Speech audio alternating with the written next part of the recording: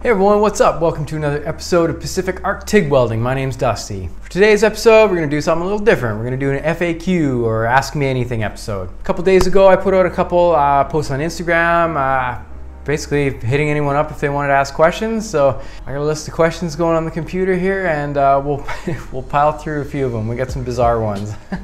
Again, if you're new to the channel, be sure to check out the other episodes on the channel. I mostly do TIG welding artwork and stuff like that, so check out the TIG Welding Art playlist below, as well as I do educational stuff, how-tos, we go over different products and stuff like that, so be sure to check out the list below of the different videos that are on there. And please, if you're down, subscribe, like, share, do all that stuff. It really helps the channel grow. The more people that watch these videos, the more videos I will make. Okay, let's get into it.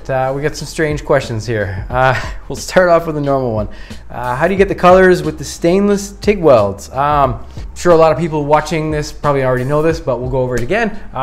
Basically, the colors that happen with the TIG welding, I'll put up a couple pictures of my art welding stuff right now. The colors that you see are oxides. Basically, it's the way that our atmosphere reacts with a hot surface. So from like the stainless TIG welding and stuff like that, the way the gas moves away from the weld area and then the heat affected zone stays really warmed up. Yeah, the colors of purples, greens, stuff like that. Sometimes you see some really wild colors. You get like different reactions in our atmosphere and you get these crazy colors. It's totally random. I try and control it a little bit. I use different cups and stuff like that. Last week's episode, I did a little art welding piece with some different cups from Edge Welding Supply. Check that episode out. It was a lot of fun, but I basically just experimented with what different size cups would do to achieve different colors and stuff like that. So throughout most of my pieces that I do, my artwork stuff, I like messing around with it. I like keeping stuff that's more outline type stuff. I like to keep it really gold and shiny, which I can basically use a really hot, like a big cup, like a 12 or 15 or something like that, flood it with a lot of argon. So I'll hit it up to like 20 to 25 CFH, working gas pressure. And it helps keep that a little more gold. There's certain areas of like this King Tut piece I did here. You can see a lot of the banding and stuff like that. I actually tried to keep a lot of color in it. So I used a number 8 cup, a little smaller, and I choked the gas down a little bit more so that the gas covered kind of where I was welding to keep it nice and clean, but it let the colors kind of blow out a little bit, which is nice. So it's fun. You can never make them the same. You can make them mostly like gold and clean for the most part, but to get the colors, which I like getting colors, a lot of people will say no color is allowed, but these are art pieces, so I'll do what I want. Next question, where do I get my ideas from? For my art pieces, I just get ideas from lots of places. I go through a lot of art blogs and stuff like that. I like a lot of drawing channels. I follow a lot of dot work pages, so it's called dot work because it's mostly art that's just been made out with a lot of dots to create shading and stuff like that, and then I kind of add that. Started doing my own thing. I call it arc dotting, where I just do like, you can see in these pictures here, where I just kind of focus on like blasting little areas with a lot of dots, doing quick little shots of art. I just experiment with a different cup size, different gas flow and stuff like that. I get different size dots. I add fill to some, I do some with no fill. It gets different effects and adds a cool little shading thing. So yeah, I follow a lot of stuff on YouTube. I like watching people draw, I like watching people paint, and honestly, I just, in my day-to-day life, walking around looking at pictures of stuff. Especially lately, we got time chilling out at home, so I've spent a lot more time on the phone just kind of cruising through a lot of art channels and stuff like that, a lot of art blogs. I really like looking at that stuff, so I see that stuff, I get ideas. I also watch a lot of movies, a lot of sci-fis and stuff like that. I get weird ideas from sci-fis, a lot of weird stuff. What's with the backing plate? I'm assuming you mean the backing plate that I use for my art pieces.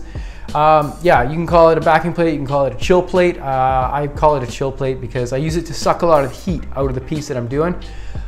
Some stuff I do, mostly 1/4 inch, 3/16, thicker type material. I'm gonna try a piece coming up here with 1/8 coming up pretty soon. So I'm really gonna be relying on that chill plate to suck a lot of the heat out. A lot of the stuff I use for outline, like I was saying, I like to have outline that turns out really gold.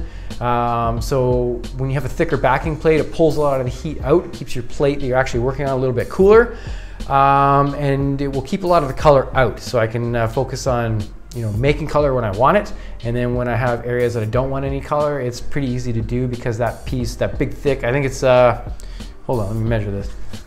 Yeah, it's 1/2 inch. So it's a 1/2 inch backing plate. It's pretty thick, super heavy. It's just mild steel.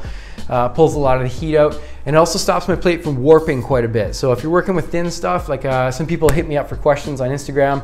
Again, if you ever have any questions, hit me up on Instagram. I love talking to people about my artwork and helping them to do their own artwork.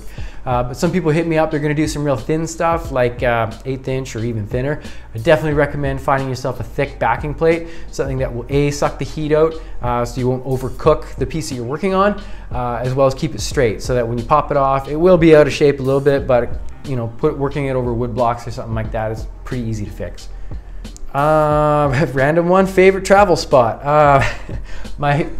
Geez, lots of places. I've been traveling everywhere. I played in a touring metal band for like 7 years. We toured all across Canada a bunch of times, so that was awesome. Probably my favorite travel spot though, I took my 1.5-year-old kid, my wife, we got another kid now, but we took my first kid to Australia, which was amazing. We did 6 weeks of just bombing around. We went to beach after beach. We went all the way up the coast. We just rented a vehicle with a car seat. Just winged it, man. We Airbnb'd the whole trip. It was so much fun. Australia definitely is a place I'll be going back to pretty soon. My wife's from there. Australia is dope. If you have not been, my God, go check it out. Especially, we had a trip planned, but this whole virus thing kind of messed everything up. So we'll be back there soon though. But yeah, Australia's dope. I love that place. If anyone's watching from Australia, hit me up on Instagram, say what's up, or comment below, say what's up. I love hearing from people, so shout out to the Aussies out there. What's up with your dog? My dog, you've seen my dog a couple times in the videos. I actually have 2 dogs, so it might have been, they're both big black dogs. So it might have been either one. I have a dog named Frank and a dog named Cypress. Frank's a black lab. He's a total spaz, total goof. He's 9 and still acts like a puppy. He's just a bowling ball of a wild animal. He will take out anything that's knee level or lower. My kids grow up, they're growing up tough. They know how to defend themselves against big dogs. My little girl actually learned to walk around like this. She's blocking punches from his big thick tail, whacking her all the time. So it's kind of funny watching the kids grow up with the big dogs. But I might do an episode with my dogs and just kind of, yeah, a lot of people ask about my dogs actually. So if you want to see an episode about my dogs, comment. How long does it take to make an art piece? Art piece, geez. To actually physically weld one out, geez, anywhere between 5 to 10 hours. That most recent piece that I did with the kind of like perspective lines and stuff like that, that was about 5 hours of actual arc time. Whereas something like the first big art piece I went pretty ambitious on was that Alex Gray piece. That was like upwards of 10 to 12 hours of actual arc time, just because you gotta let the piece cool down. My torch gets hot because we're just running air cooled in here. But yeah, I mean, that piece was a ton of detail. That one was crazy. My King Tut piece was a lot of time too. That was about 8 hours or so. But I mean, honestly, if I counted it all up, to draw, like I draw all this stuff out. Like you guys have seen me sketch out pieces like that in my sketchbook. I spend, like usually that stuff you see me sketching is actually just to show me sketching something out to get a better feel for it. I've usually sketched the piece out once or twice before that. So I'd honestly say like 3 to 4 hours of just sketching and goofing around in a sketchbook. And then you add on editing and stuff like that. Editing is about a solid 5 hours per episode regardless. So yeah, I'd say for an art piece anywhere between 8 hours in total. If you want to add up all the sketching and everything, to I'd say upwards close to 20 hours. It's yeah, this is almost like a full-time job, honestly, this channel.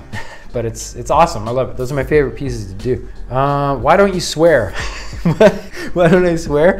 To be honest, I swear a ton. I swear too much. I try not to swear on my YouTube channel just because I like everybody being able to watch these episodes, especially on the ones where I'm doing how-tos and stuff like that. A lot of people watch that. I've had messages from high school kids, from parents who want to show their kids these videos. So I try and keep it a little bit cleaner because I want more people to watch these videos, especially the educational ones. I wish I had something like this when I was in middle school, early high school. I think I was like 15 when I started to goof around with welding. And I really genuinely wish that I had how-tos and stuff like that. I don't want to sound like an old head, but I didn't have YouTube when I was in high school. So yeah, to have that resource for people is really amazing. So to hear of, there's a couple high school teachers, they hit me up and they have been showing their students my videos, which is crazy. If you're watching, I can't remember your name, I'm sorry, but shout out to you. Share this stuff with people who want to learn. Like, it doesn't have to be my channel. There's so much stuff on YouTube. Get people good how-tos. That's my mission. That's what I want to do. I'm going to do more of them, lots of them coming up actually. Yeah, I want to make it more accessible to everybody because I genuinely wish I had this when I was coming up. If you follow me on Instagram, I swear a little bit more on there if you need your fix of swearing. Or Instagram live Instagrams. I'm going to start doing those a little bit more, and you'll catch me a little bit more of a casual thing. Setting up some stuff in this shop. I'll swear for you if you want. Comment below if you want to hear more swearing. Favorite songs and music. Yeah, if you looked at my Apple Music playlist, my recently played, here, let's fire it up. Let me see. I listen to mostly rap music, which is kind of funny. I listen to a lot of metal and a lot of rap, which are two genres that don't normally mix together. Okay, so let's see. My recently played here, this is just from today. I have Creed 2, the soundtrack from the movie Creed. That movie's dope if you haven't seen it. Post Malone. I love Post Malone. I made fun of Post Malone for a long time, then I actually gave him a shot and realized I was a hater because Post Malone is pretty sweet. And my 3-year-old girl loves Post Malone. So hey, don't be a hater on Post Malone. It's either Post Malone or Kids Lullabies. So yeah, gladly take Post Malone any day over that. A little bit of electronic. I like instrumental beats. There's a cool playlist on Apple Music called Beatstrumentals. I play that every day, usually when I'm cooking, hanging out with the wife and stuff. Shout out to my new favorite metal band, Code Orange. I listened to the new Code Orange album a ton. That album is super good. My favorite rap artist is probably Nipsey Hussle. I listen to Nipsey Hussle every day. What else we got here? D'Antwoord, getting a little weird with that one. The new J. Cole, Dreamville album's amazing. Blink-182, more rap, a little bit of metal. Dillinger Escape Plan, another one of my favorite ones. Lady Gaga, don't ask. My kid likes that one. But yeah, yeah, DaBaby, Nipsey Hussle, more Nipsey Hussle. Lane 8. Lane 8's a cool one, I'll shout out. It's kind of like instrumental, electronic, super mellow. I listen to it a lot when I'm doing welding. It just really chills me out. I can't play a lot of this good music, or I think it's good, sorry if you don't. I can't play it on my YouTube videos. A lot of people, well, I don't want to call it complain, but a lot of people don't dig the music that I play in these YouTube videos. I'm very sorry, I really apologize. I have to do it because of the YouTube copyright. I can't play any of this stuff or else it flags my account, and I can't ever get supported with monetary. So that's just an unfortunate thing I have to do. If you don't dig the music, I'm very sorry. That's what I'm looking at right now. But yeah, if you guys like hearing what I like listening to, maybe I'll post more to my Instagram stories and stuff like that. So again, comment below, say what's up. Tell me what you like listening to. I will gladly check out music. I love checking out music, and I'm really open-minded. So comment, let me know what you dig. How long have I been welding for? Arc-on, probably about 18 years. Kind of a funny story. I haven't really told this story before, but I started out in my shop sweeping floors and scrubbing toilets. So that's a come-up story if you've ever heard it. I am now currently the welding supervisor at my work, so it's equivalent to in Canada, I guess, in welding inspector, but it's localized. So I have a ticket that lets me be the welding inspector for our shop. It's called a welding supervisor through the Canadian Welding Bureau. That was a lot of fun to go back to get certified for that. Am I certified? Next question. Yeah, so I'm certified a bunch. I went probably about 10 years without being certified with anything except for my CWB. So in Canada, we have what's called the Canadian Welding Bureau. And what you do is you get certified in your shop for what you're doing. So for me, I was doing TIG welding. It was just kind of, you know, all positions TIG. So I took my tests at my work. My work was cool enough to sponsor us to take our tests at work. So I got all positions there, which is cool. I started out with that. Then I went in and did all my wire feed aluminum. And then I got sponsored for an apprenticeship. So I got to go back to school, which was crazy. I was 30 years old. I went to school with a bunch of high school kids. It was totally crazy. It was super, super trippy. But it was good. I was there to learn. I made a ton of friends actually, and I learned a lot. I was super humble. Again, now that I teach a lot of people, I definitely tell people just get humble as you can. When you're going back to learn anything, act like, I read a book by George St. Pierre. He's a martial artist, MMA fighter, called The Way of the Fight.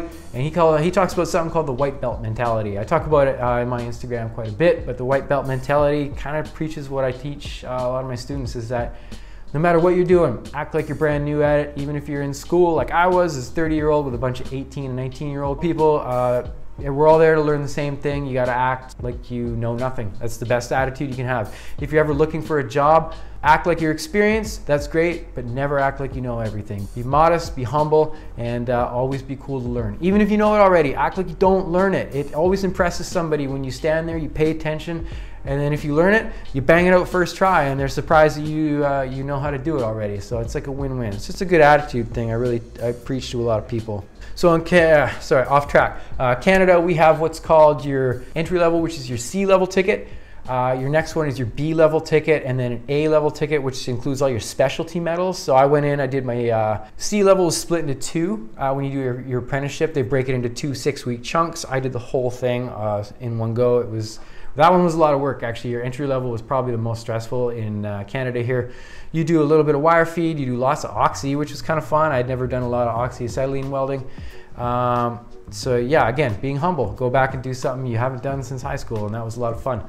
And then a ton of stick welding. Stick welding ended up being one of my favorite things in the world to do, so don't ever laugh at stick welding because it's freaking fun. Yeah, stick welding was awesome. So at B level, you go back, you do a lot of specialty sticks. So you do like 70-18 caps and stuff like that. We got into TIG root, which is fun.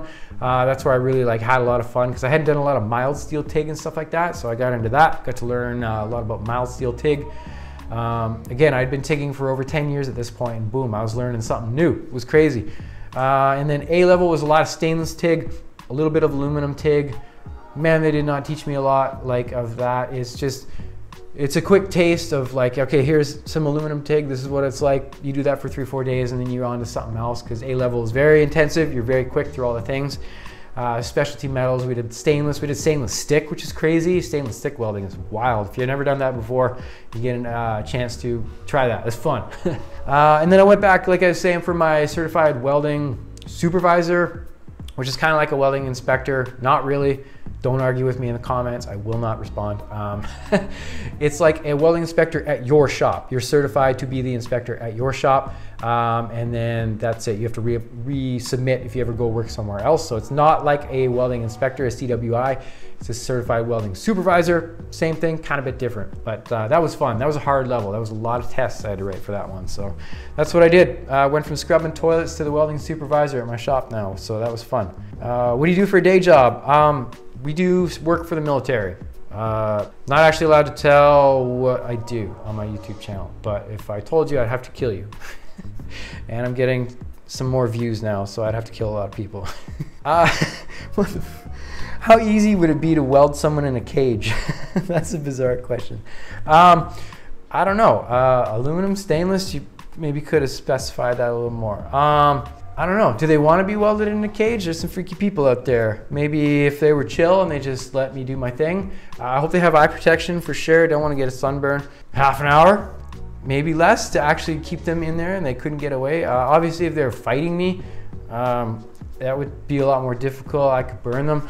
The TIG. I can't believe I'm talking about this. Yeah, that's a tricky question. It would be a challenge if they were trying to escape. But it would be pretty quick and easy if they were into it. What's with the wood floor in your shop? The wood floor in my shop, yeah, I'll show you a little bit. So I do a sport that's called Flatland BMX. I actually compete, I have a coach. I'm super passionate about the sport. I'm obsessed with it. I watch videos all day. That's where I mentally am most of the time, is on my bike. It's just tricks on the flat ground. It's a ton of fun. And the wood floor is engineered to work with the tires that I use. And yeah, I'm obsessed with it. I got my own shop here, and then I put the floor down so I could ride full time. I get up super early in the morning. I ride before my kids are up, and yeah, I get ready for contests in here. It's a ton of fun. But yeah, so I got to make sure I don't burn the floor when I'm working with welding and stuff. I don't do much in here that has any sparks or anything like that, but I do keep a bucket of water right here, just in case. You never know. So I'll keep the floor safe and make sure nothing lights on fire.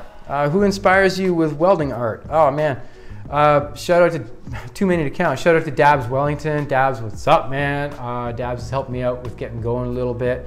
Man, a lot of people. Mattia Bros, what's up, man? I love that dude. He's out of Italy. He's on hardcore lockdown right now, so I text that dude a little bit. He's super cool. A lot of people. Justin Voss, I liked his channel. He had a couple things on some Tig art on there. Justin, what's up, man?